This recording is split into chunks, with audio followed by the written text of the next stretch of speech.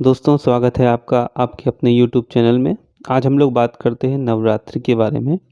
दोस्तों आप जानते हैं कि जो नवरात्र है वो हिंदू धर्म का एक महत्वपूर्ण त्योहार है।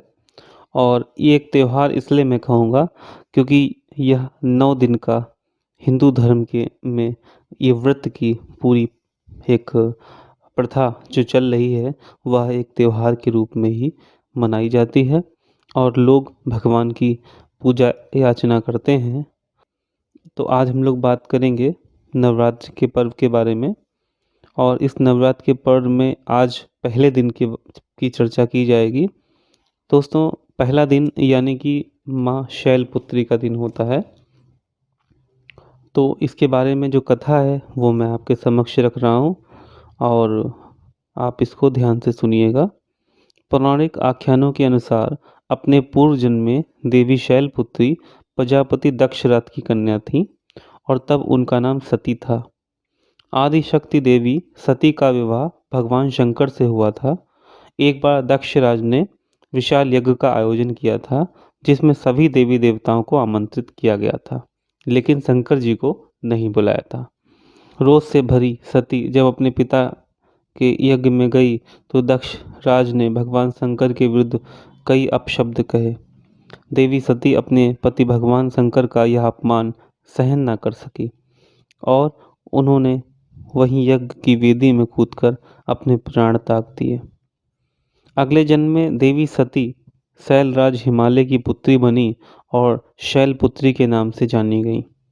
जगत कल्याण के लिए इस जन्म में भी उनका विवाह भगवान शंकर से ही हुआ। पार्वती और हेमवती उनके ही अन्य नाम हैं। तो यहाँ पर हमने आपको बताया कि शैलपुत्री की उत्पत्ति की कथा क्या है। अब हम लोग बताते हैं कि शैलपुत्री जो प्रथम नवदुर्गा शैलपुत्री का जो दिव्य रूप है उसके बारे में। जो नवदुर्गाओं में प्रथम देवी शैलपुत्री अपने दाहिने हाथ में त्रिशूल धारण करती हैं, जो भगवान शिव का ही अस्त्र है। देवी शैलपुत्री का त्रिशूल जहाँ पापियों का विनाश करता है, वहीं भक्तों को अभयदान का आश्वासन भी देता है। उनके बाएं हाथ में कमल का पुष्प सुशोभित है और अविरल ज्ञान और शक्ति का प्रतीक है। भगवान शंकर की भांति देवी शैलपुत्री का वाहन भी वृषभ है। यही कारण है कि वे वृषारूढ़ा नाम की देवी के नाम से भी विख्यात है। आपको यह बताता चलूं कि जो इनके पूजन की विधि है उसमें जो दुर्गा मातृशक्ति है, करुणा और ममता का स्वरूप मानकर हम इनकी पूजा करते हैं। और इसमें सभी देवी देवताओं को मन में स्मरण किया जाता है और कलश में उन्हें विराजने हेतु प्रार्थना की जाती है। शारदीय नवरात्र पर कलश स्थापना के साथ ही माँ दुर्गा की पूजा शुरू की जाती है। पहले दिन माँ दुर्गा के पहले स्वरूप शैलपुत्री की पूजा होती है। कलश में सप्तमृत्तिका यानी 7 प्रकार की मिट्टी, सुपारी, मुद्रा, सादर भेंट किया जाता है और 5 प्रकार के पल्लव से कलश को सुशोभित किया जाता है। कलश के नीचे 7 प्रकार के अनाज और जौ बोए जाते हैं, जिन्हें दशमी की तिथि को काटा जाता है और इससे सभी देवी देवता की पूजा होती है। अच्छा, महत्व क्या है पहले दिन का पूजा का? तो जो दुर्गा देवी की प्रतिमा पूजा स्थल पर सबसे बीच में रखी जाती है और उनके दोनों तरफ यानी दाईं ओर महालक्ष्मी देवी, गणेश भगवान और विजया नामक योगिनी की प्रतिमा रहती है।